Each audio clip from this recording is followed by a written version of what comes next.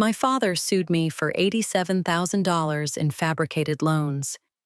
He didn't know the judge's son was the pilot I'd pulled from a burning cockpit. My name is Claire Ashford. I'm 38 years old. I'm a captain in the United States Air Force, AFSC 11 Foxtrot. Fighter pilot.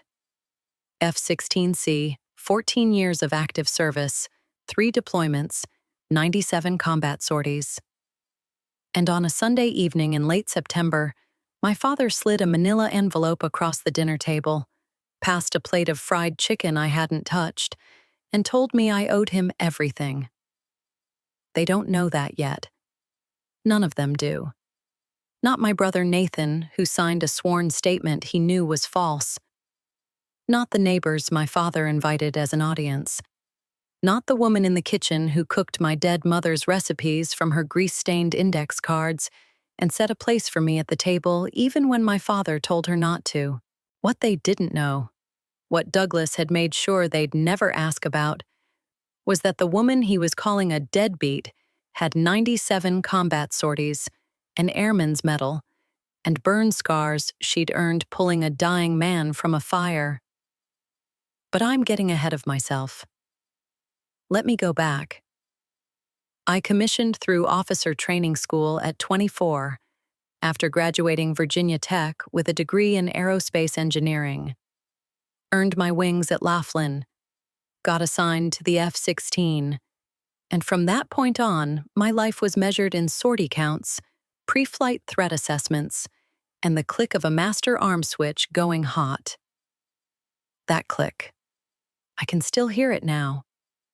A small, precise sound, mechanical, deliberate, and everything after it becomes lethal. You don't forget the first time you hear it. You don't forget the 73rd time either. It's the sound of becoming something civilians can't imagine when they look at you.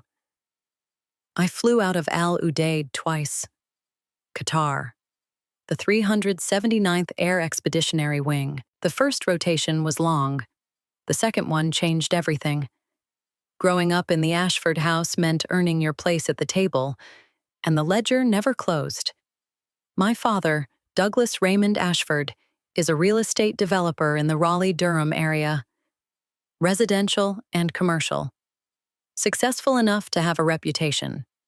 Successful enough to believe that every dollar he ever spent on his children was a line item in a balance sheet only he maintained. He gave, and he counted. He provided, and he invoiced. I was not his daughter. I was an investment with a disappointing yield. He told the family I borrowed $87,000 during pilot training and OTS. He told them I blew through money while stationed overseas. He told his business partners I was financially reckless. He told everyone who would listen that Claire Ashford was a taker. None of it was true. Not a single transfer. Not a single loan. Not a single dollar. But Douglas didn't need truth. He needed a story that explained why his daughter left and didn't come back performing gratitude on his schedule. And he was very, very good at stories. The worst one was about my mother. Margaret Ashford died of pancreatic cancer during my second deployment to Al Udeid. It was November 2014. I was 6,000 miles away, suiting up for a night sortie over Raqqa. The air at Al Udeid smelled like jet fuel and dust, and the cockpit plastic had been baking in the sun all day, radiating heat through my flight gloves as I strapped in. The ozone smell inside the pressurized cockpit at 30,000 feet is something I've never been able to describe to anyone who hasn't been there.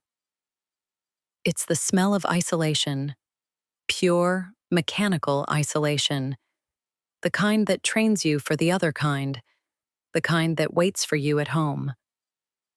My mother had a lucid day. A Tuesday, Nathan sent me an email I didn't read for 36 hours because I was flying combat sorties, and you don't check personal email between threat assessments and post-sortie debriefs under TS/SCI protocols. When I finally opened it, sitting in the crew ready room at 0200, with my helmet bag on the floor between my boots, the message was 3 lines long. Mom asked for you today. She was clear. She said your name. I pressed my palms flat on the table. I held them there until the shaking stopped. Nobody in that room asked if I was all right, because nobody in that room showed weakness at 2 in the morning in a combat zone.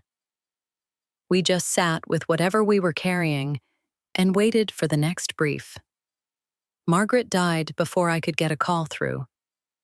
I received the Red Cross notification 14 hours after she passed. 14 hours. I was debriefing a sortie when my mother left the earth, and the Air Force told me about it the way they tell you about everything, with efficiency, precision, and no room for what it actually costs. Douglas never forgave me. He told the family I chose not to come home. He said it to Nathan. He said it to the neighbors. He said it at her funeral, which I attended in my service dress with eyes that were dry because I'd already done my crying in a bathroom stall at Al Udeid, where the fluorescent light buzzed at a frequency that sounded like the monitors in a hospital room I'd never see. She chose not to come. That's the version. That's what Douglas built. Not that I was flying combat. Not that I was serving. That I simply didn't care enough. My mother left me a note. She tucked it into the lining of a leather jacket she'd bought at a thrift store in the 90s. An A2-style brown leather, vintage. She thought it looked sharp. It wasn't military issue. It was hers, and she sewed a folded slip of paper into the lining before she got too sick to hold a needle. You were always the brave one. I found it after the funeral. I've carried it ever since, through Kunsan, through Aviano, through every sortie and every silent night, and every time my father's version of me got louder than my own. It lives inside the jacket lining, pressed against the leather, soft from years of being carried next to flight suits and body armor, and the smell of fuel vapor rising off hot tarmac in waves. She knew. My mother knew. Douglas didn't, and he didn't want to. 2 years after Margaret died, I was assigned to the 8th Fighter Wing at Kunsan Air Base, the Wolfpack, South Korea. That's where I earned the scars I've never shown my family and the call sign I've never spoken in my father's house. But that's a story for the courtroom, not the dinner table. The dinner table came first. Late September. Raleigh, North Carolina. The heat hadn't broken. 91 degrees at noon. Air that sat on the chest like a damp towel. Cicadas screaming in the live oaks. The light was golden but punishing, the kind of late summer brightness that makes everything look overexposed, like a photograph left in the sun too long.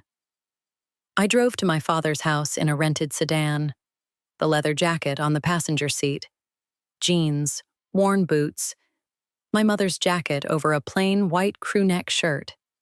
No jewelry, no makeup. Sleeves down, covering the arm that nobody in that house has ever seen uncovered. The house looked the same from the outside. Split level. Tree-lined street. The same crepe myrtle my mother planted the year I started high school, now grown tall enough to block the front window. I stood in the driveway for a moment, keys in my hand, and breathed air that smelled of asphalt and magnolia, and something metallic, like a storm that couldn't decide whether to arrive. No one was waiting. No one came to the door. I let myself in. Bethany waved from the kitchen. She was standing over a skillet of fried chicken, her hands dusted with flour, and the smell hit me before anything else. The biscuits. Warm from the oven. My mother's recipe. I could see the index card propped against the flour canister, the handwriting I would have recognized from across a room. The same careful cursive that had written me birthday cards and grocery lists, and one final note sewn into the lining of a jacket I was wearing right now. Bethany had set a place for me. She'd done it quietly, I could tell, because the setting was slightly apart from the others. One extra plate at the end of the table, away from the family cluster, like an afterthought that was actually an act of defiance. Douglas was in the living room, holding court. Two neighbors, the Campbells, sat across from him on the couch, drinks in hand, nodding at whatever Douglas was saying about a commercial property deal. Nathan sat in the armchair, hands laced across his knee, looking like a man who'd been told where to sit. I walked past the living room to the hallway. The door to my old bedroom was open. The desk was new. Filing cabinets along the wall. Real estate certificates where my JROTC flag used to hang. The closet I'd kept my running shoes in was stacked with property binders. The window where I used to sit and read about jet engines now looked out over the same backyard, but from a room that didn't remember me. My high school trophies, varsity cross country, JROTC awards, the framed Virginia Tech acceptance letter, were gone. Boxed. I'd find them later in the garage attic, under a tarp. But in the hallway, where my mother had hung a framed photo of me in my flight suit at pilot training graduation, the photo she'd insisted on, the one where she was standing next to me and crying because she was proud. There was a new frame. Nathan, receiving his insurance industry certification. Smiling. I stood in that hallway for 3 seconds. I counted. Then I walked to the dining room. Fried chicken, collard greens cooked with ham hock, mac and cheese from scratch, biscuits, sweet tea in mason jars. Bethany had made everything. She'd used Margaret's recipe cards for all of it. It looked like a Sunday dinner from 10 years ago, and it smelled like my mother, and it was the most dangerous room I'd walked into since Al Udaid. Douglas came in. He didn't greet me. He took his seat at the head of the table and raised his glass of sweet tea. "To my son," he said, "the one who stayed, the one who built something here." Nathan looked at his plate. Bethany's fork stopped midair. The Campbells raised their glasses. I sat at the end of the table. I did not raise my glass. Douglas turned to the Campbells. He spoke the way he always spoke. Loud enough to fill a room, precise enough to sound generous. She was gone when her mother needed her most. Not deployed. She just didn't come home. Some people aren't built for family. The words landed like ordnance. Clean. Targeted. No collateral damage visible to anyone but me. I folded my hands in my lap. My left sleeve stayed down. The burn scars underneath pulled faintly against the leather, the way they always do when I grip something too tight or hold still for too long. "You fly planes, Claire." Douglas was looking at me now. The whole table was. "It's not like you're in a foxhole. You had the time, you had the money, and you never paid this family back." The Campbells nodded, sympathetic, understanding. They were watching a father confront a wayward daughter, and the performance was flawless. "I'm not discussing finances at dinner." Douglas smiled. Not at me. At the room. If you've ever been underestimated by the people who should know you best, hit that subscribe button. He reached under his chair, produced a manila envelope, slid it across the table toward my untouched plate, past the biscuits made from my mother's recipe, past the sweet tea in the mason jars my mother used to fill. "This is your summons. $87,000. I gave it to you. You're going to give it back." I picked up the envelope, opened it, read the first page with the same expression I use to read pre-mission targeting briefs. No change in my breathing, no change in my posture. I'd read worse at 30,000 feet with a master arm switch hot and tracers in my peripheral vision. It wasn't the summons that cut. It wasn't the dollar amount.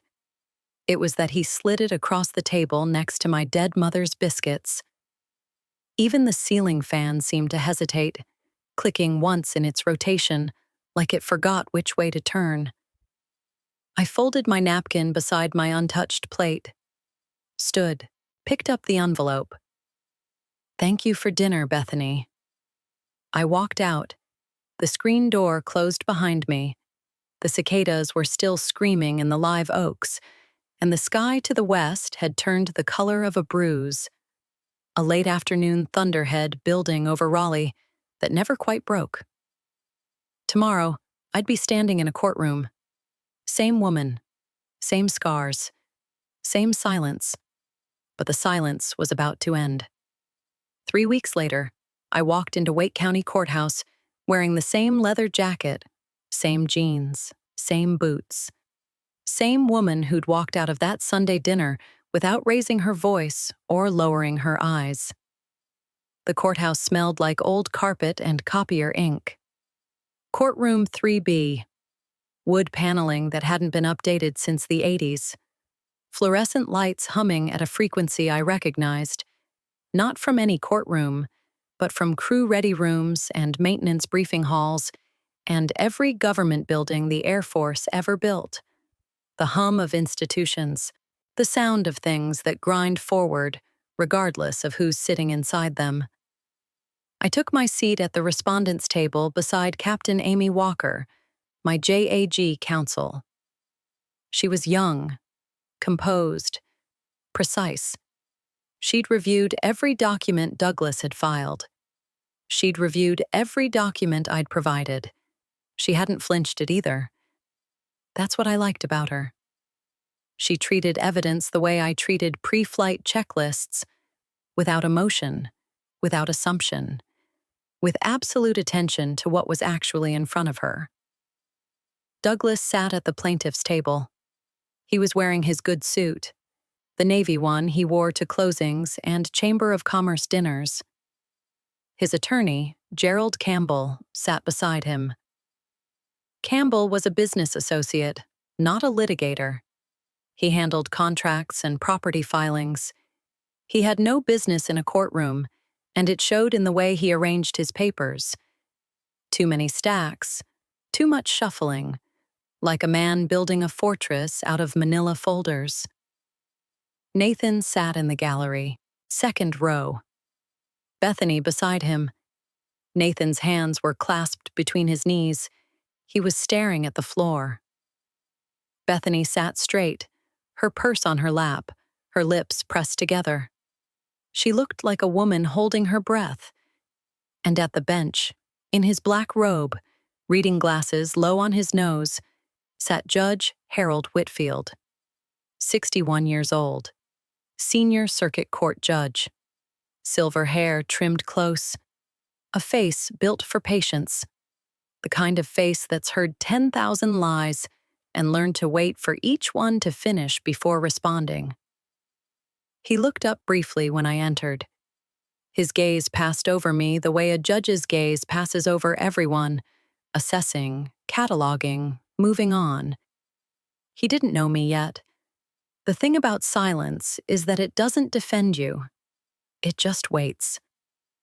Douglas's case took 40 minutes to present.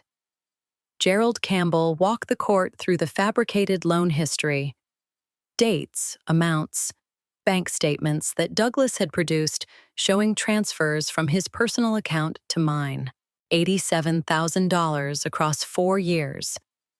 The documents looked clean. They looked legitimate. The routing numbers were formatted correctly. The dates aligned with my time in training. They were forgeries. Every one of them. But forgeries don't announce themselves. They sit in folders and look like the truth until someone with the right tools pulls them apart. I sat still through all of it. My hands were folded on the table. My breathing was even. Captain Walker had told me before we entered that the best thing I could do during Douglas's presentation was nothing. She didn't need to tell me that.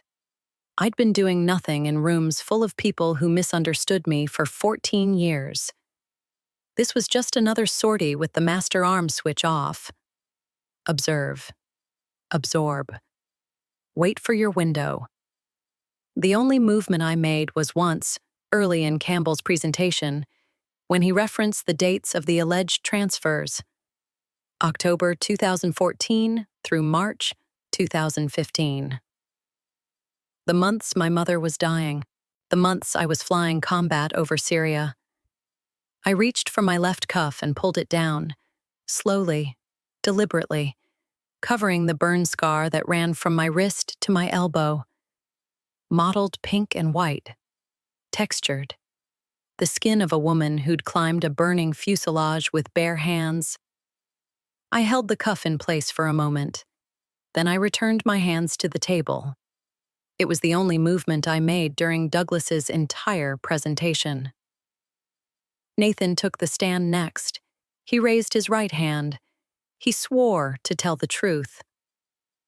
And then he lied, haltingly, carefully, the way a man lies when he knows he's lying and hopes the words will come out sounding like something else. Claire said she'd pay it back. His voice cracked on the word back. He didn't look at me. He looked at the floor, then at his hands, then at the wall behind the judge's head. Bethany, in the gallery, closed her eyes. Captain Walker didn't cross-examine Nathan. Not yet. She let his testimony sit in the room like smoke, curling around the edges of everything, making the air heavier. She'd get to him later. First, she needed to establish something the room didn't know. She needed to establish who I actually was. "Your Honor," Captain Walker said, standing.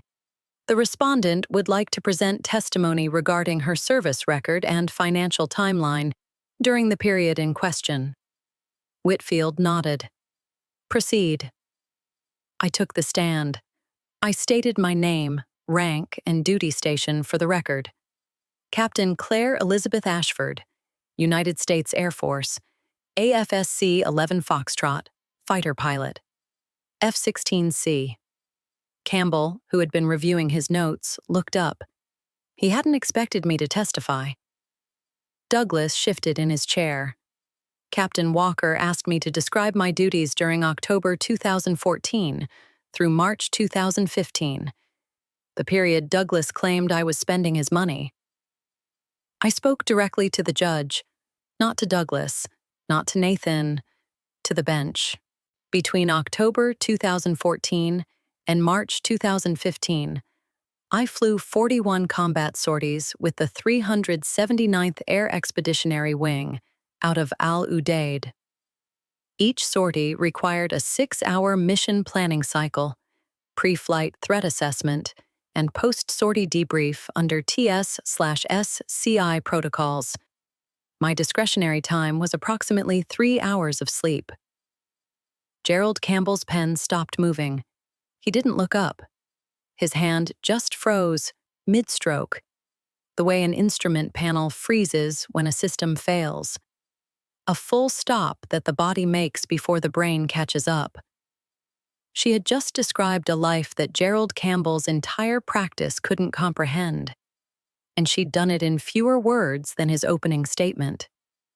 Captain Walker continued. "Captain Ashford, during this period, did you receive any personal financial transfers from Douglas Raymond Ashford?" "No." "Did you request any financial assistance from any family member?" "No." "Were you stationed domestically at any point during the period from October 2014 to March 2015? "No." "I was deployed to a combat zone. Al Udeid Air Base, Qatar. I was flying sorties over Syria." Campbell attempted recovery. He stood, adjusting his tie, and addressed the court. Your Honor, Captain Ashford was stationed domestically for extended periods outside the time frame in question. She wasn't deployed every single day. She had leave time, discretionary income. Captain Ashford, Captain Walker said, turning to me, can you describe your financial obligations during pilot training and your early career?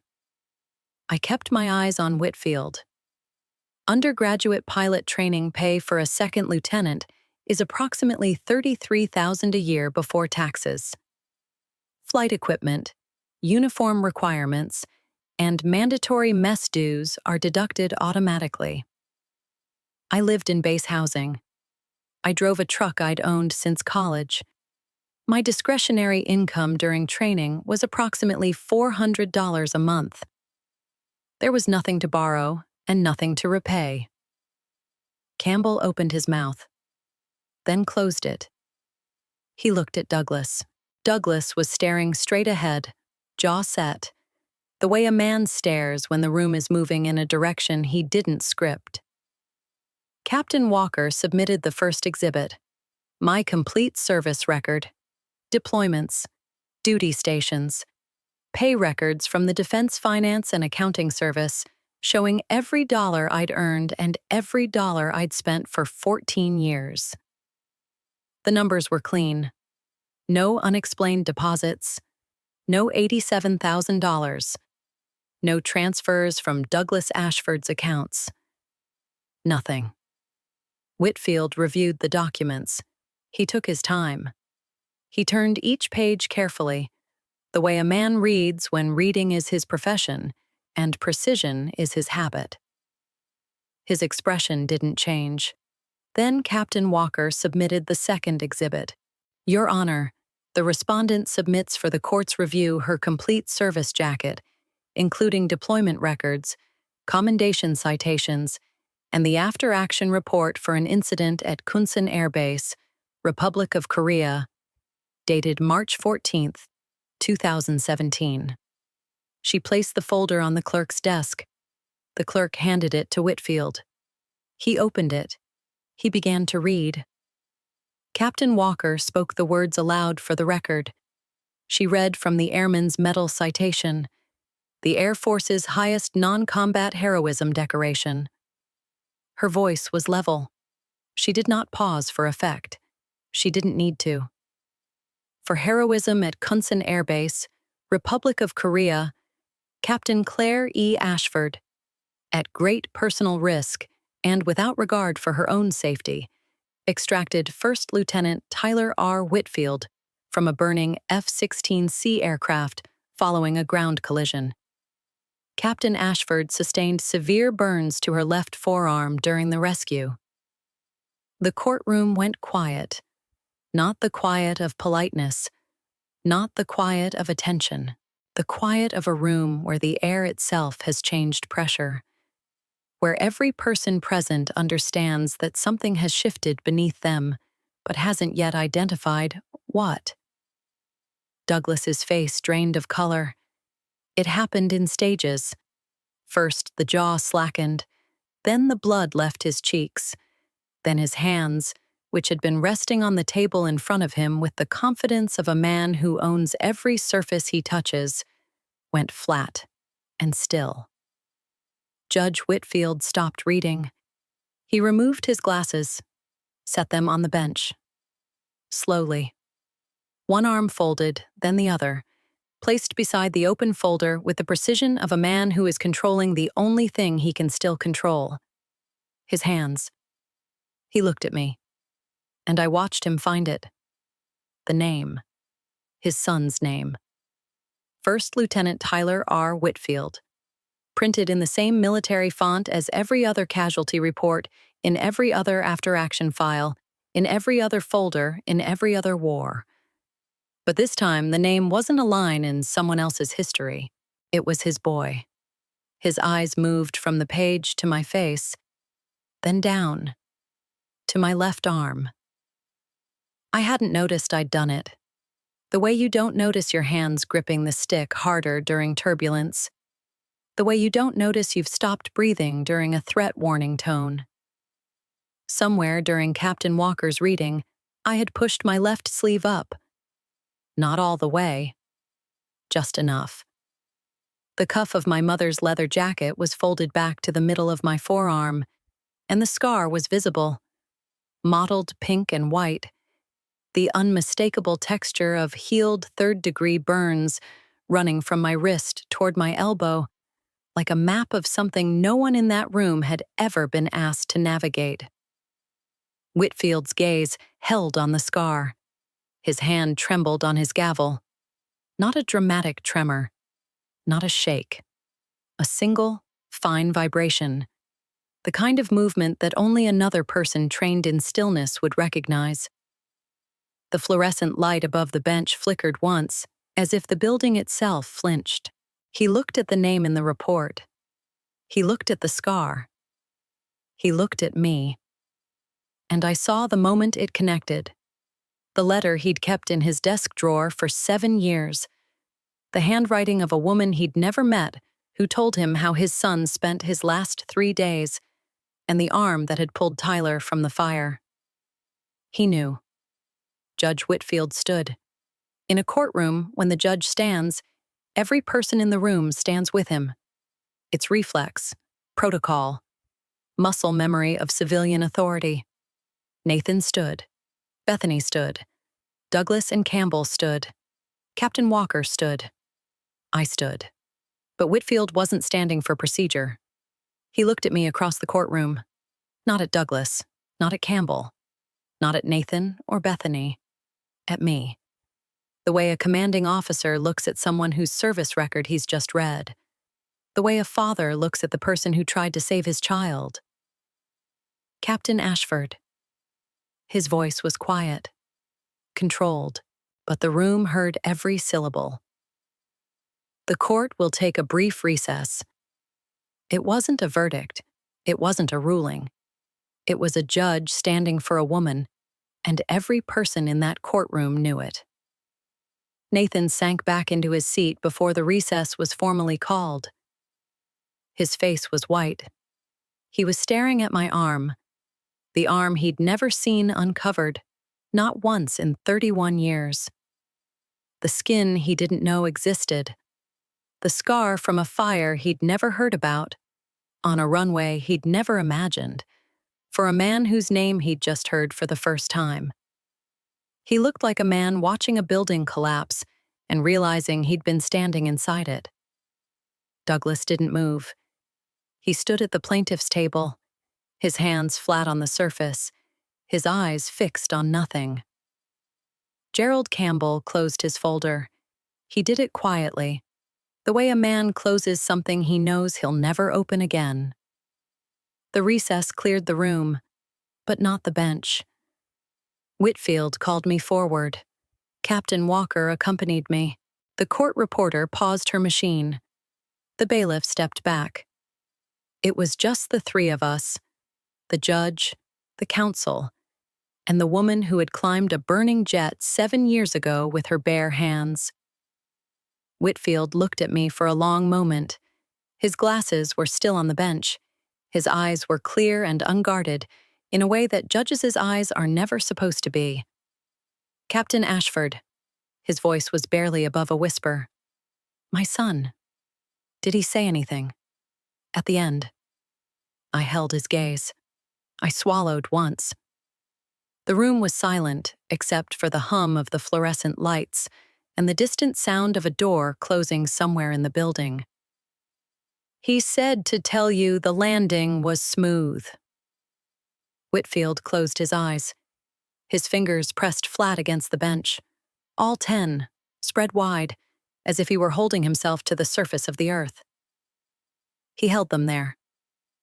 I counted 3 breaths. Then he nodded. Once. Slow. And it wasn't gratitude. It wasn't approval. It was the first time in 7 years that anyone had given him a piece of his son he didn't already have. He opened his eyes. They were wet, but his voice was steady. The squadron, he said. They called you something. A call sign. I paused. Torch, Your Honor. Torch. He repeated it. His gaze dropped to my scarred arm, the mottled pink and white skin, the texture of what fire takes and what the body rebuilds. Yes, he said quietly. I imagine they did. It wasn't an apology. It wasn't reconciliation. It was a single sentence from a man who finally understood what his courtroom held. When the recess ended, Judge Whitfield returned to the bench. He put his glasses back on. He straightened the folder in front of him, and he announced that the court-ordered forensic audit of the bank records submitted by the plaintiff had been completed. He read the findings with the voice of a man who has delivered 10,000 rulings and has never meant one more than this: 0 legitimate transfers matching the plaintiff's claims. The routing numbers had been edited. The dates had been altered. The amounts had been fabricated from whole cloth. Every document Douglas Raymond Ashford had submitted to Wake County Superior Court was forged. Douglas's attorney closed his folder for the second time. This time he pushed it to the edge of the table, away from himself, as if the paper itself had become evidence of his own failure. Douglas leaned forward. Those records are... I can show you the originals. Mr. Ashford. Whitfield's voice was level. Not raised, not sharp. Level, the way a scalpel is level before it cuts. You submitted falsified financial instruments to this court. You procured perjured testimony from your own son. And you did this to a woman who carries the scars of saving another man's child. Douglas's mouth opened, closed, opened again. No sound. His hands, which had been reaching for something, the folder, the table, some piece of the room he could still hold, went still. He looked like a man who had walked into his own house and found the locks changed. Nathan stood in the gallery. Not deliberately. His body simply moved upward, the way the body moves when the ground shifts. He was looking at my arm, the arm he'd never seen, the arm his father had once asked about and accepted training accident as an answer. The arm that told a story Nathan was only now hearing for the first time. He sank back slowly, as if the air had been let out of him, and Bethany reached for his hand without looking. Douglas, from the plaintiff's table, finally managed sound.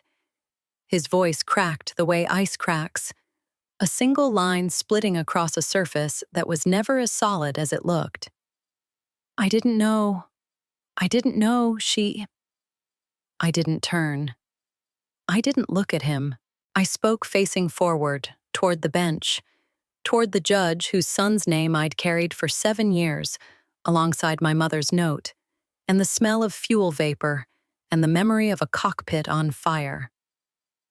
But you did know what you were doing. Whitfield let those words settle. He didn't need to add anything. The courtroom held them the way a fuselage holds pressure, completely, silently, with no place for the air to go. He turned to Captain Walker. Counsel, does the respondent wish to make a supplemental statement for the record regarding the impact of the plaintiff's actions? Captain Walker stood. Yes, Your Honor. The respondent submits for the record a supplemental filing documenting the operational consequences of the plaintiff's civil suit on Captain Ashford's military career and unit readiness. She opened a folder. She did not rush. She read the way she read everything, without inflection, without emphasis, letting the facts carry their own weight. The filing of this civil action and the associated claim of $87,000 in unresolved debt created a financial derogatory flag during Captain Ashford's periodic reinvestigation for top-secret/SCI clearance. The flag triggered a 7-month delay in her clearance renewal. During those 7 months, Captain Ashford was removed from mission planning for coalition strike packages.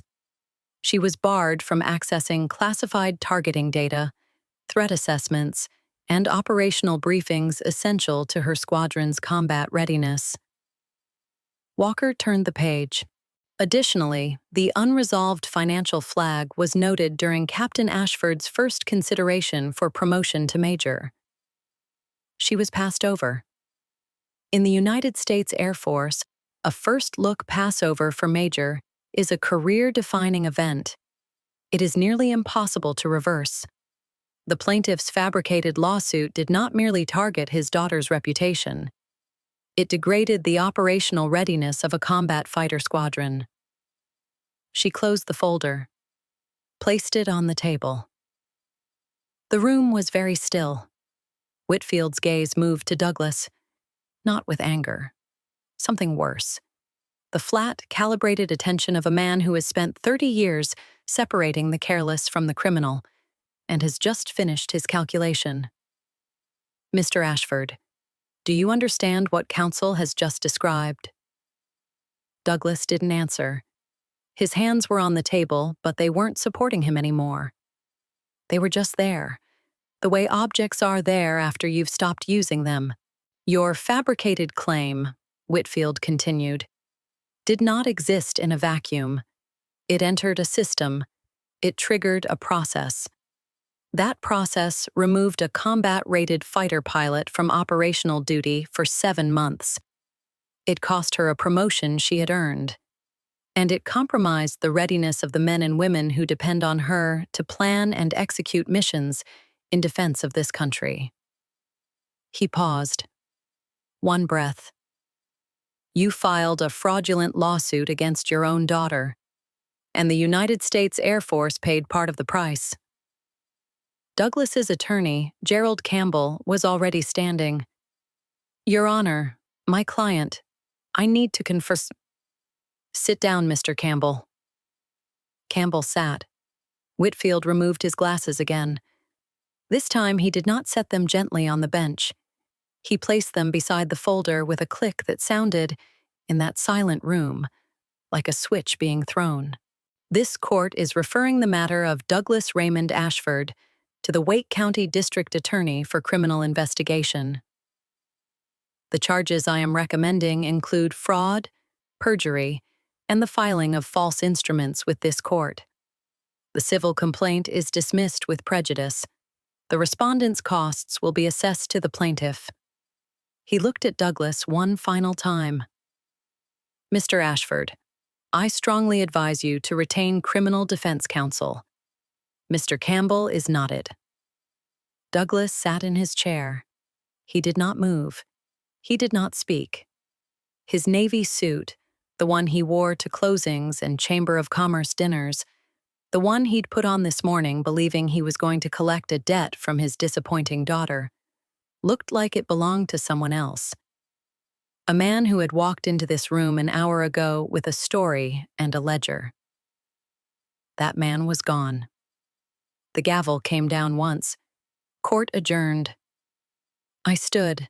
Captain Walker gathered our documents. I pulled my left sleeve down. Slowly, deliberately. The way I always do. The way I've done in every room, on every base, in every country where the scar lives beneath the fabric, and the story lives beneath the scar. I walked toward the door. Douglas followed me into the hallway. His footsteps were uneven, not the stride of a man who owned the room, the shuffle of a man the room had expelled. Claire. His voice was hoarse. Claire, you have to understand, I stopped walking. I turned. I looked at him. My hands stayed at my sides. My voice did not rise. You spent 14 years measuring what I owed you. Every dollar. Every holiday I missed, every phone call I didn't make. You kept a ledger no one asked you to keep. And when the balance didn't come out the way you wanted, you fabricated one. He opened his mouth. I wasn't finished, but you never once asked what I was doing when I wasn't here. You never asked about the sorties. You never asked about the fire. You never asked about Mom's note. You didn't want a daughter, Douglas. You wanted a return on investment, And when I didn't perform, you rewrote me." His eyes were red. His hands were shaking.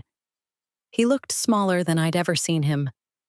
Not because the hallway was large, but because the story he'd built around himself had collapsed, and there was nothing left inside the frame. "Why didn't you tell us?" he said. Not a question. A plea. The last weapon in the arsenal of a man who has run out of everything else. The demand that the person he wronged explain why they didn't prevent him from doing it. You could have asked, any time in 14 years, what happened to my arm? I held his gaze. You didn't. Because you didn't want the truth, Douglas. You wanted a debtor. I turned. I walked down the hallway. My boots sounded on the courthouse tile the way boots sound on any floor when you're walking away from something you've already survived. Behind me, Douglas stood alone. No attorney, no audience, no neighbors nodding along. Just a man in a hallway with fluorescent lights and the echo of his own name in a judge's mouth. The weeks that followed moved with the quiet efficiency of consequence. The Wake County District Attorney's Office opened a criminal investigation. Fraud, perjury, filing false instruments with the court. Douglas retained a criminal defense attorney, not Gerald Campbell, who withdrew his representation the same afternoon the gavel fell, and who, according to Nathan, stopped returning Douglas's calls entirely within the week. The North Carolina Real Estate Commission suspended Douglas's license pending the outcome of the investigation. Two business partners, men who had built subdivisions and strip malls with him, men who had sat at his dining table and listened to his version of his disappointing daughter, dissolved their partnership agreements within the month. Not because they'd suddenly developed moral clarity, because a man facing criminal fraud charges is a liability, and real estate runs on reputation the way the Air Force runs on clearance. Douglas's house went quiet. The neighbors stopped coming to dinner. The Campbells, who had nodded so sympathetically while Douglas called me a deadbeat over fried chicken, did not return his calls.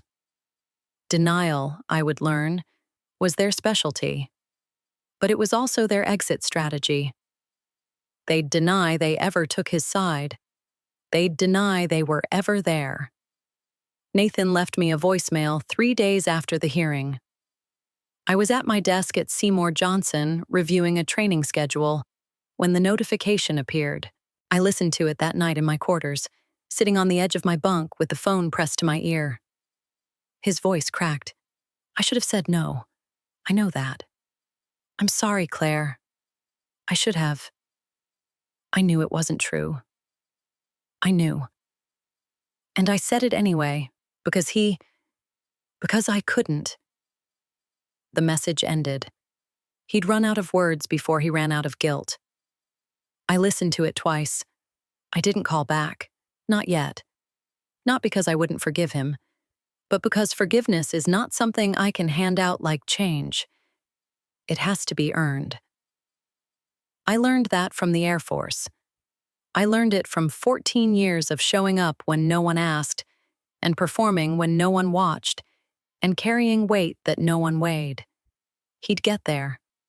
Or he wouldn't. Either way, the choice was his to make, not mine to make easy.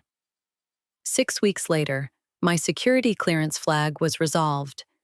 The financial derogatory was removed from my record. The reinvestigation was completed. My TS/SCI was renewed, and I was returned to full mission planning status.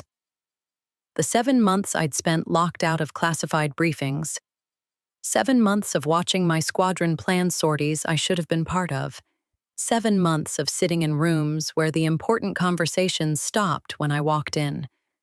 Those months were over. I was reconsidered for the major promotion board. Second look.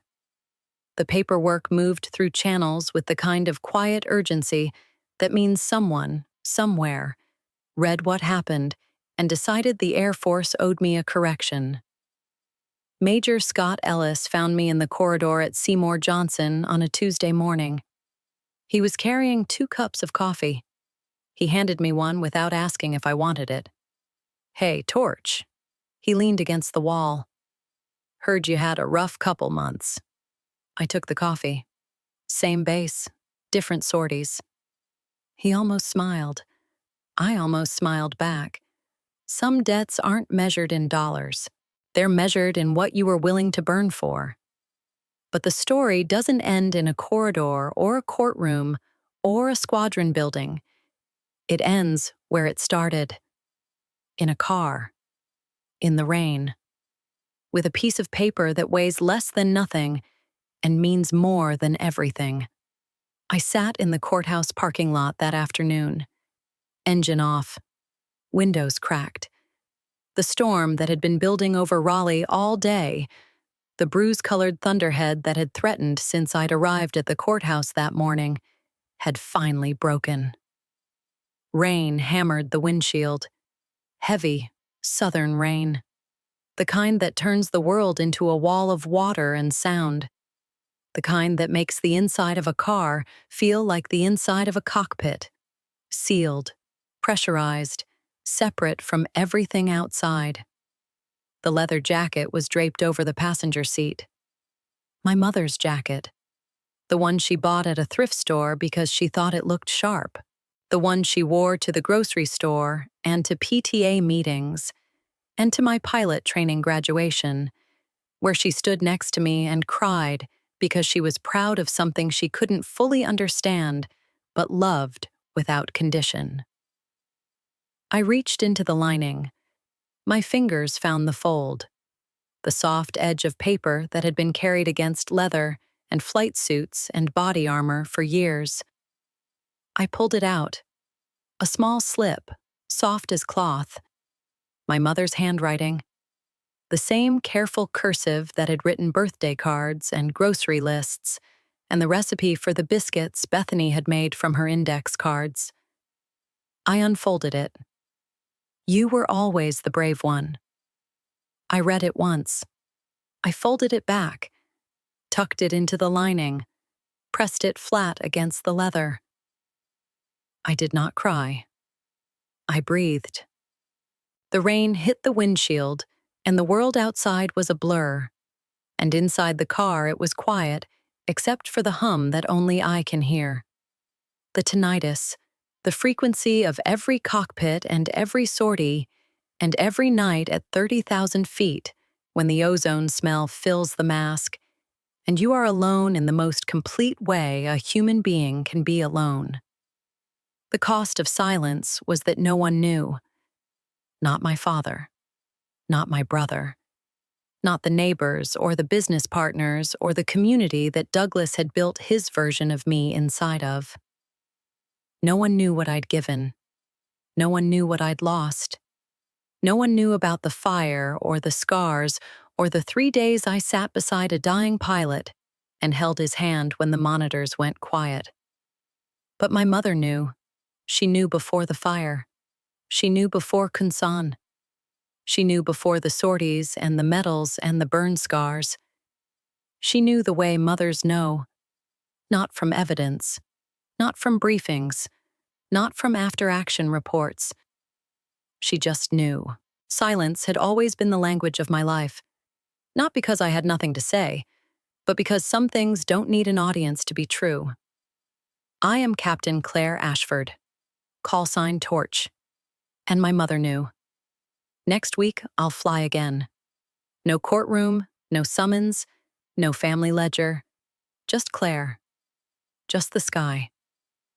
If you enjoyed this story about quiet competence winning over loud arrogance, hit that like button and let me know what you think in the comments.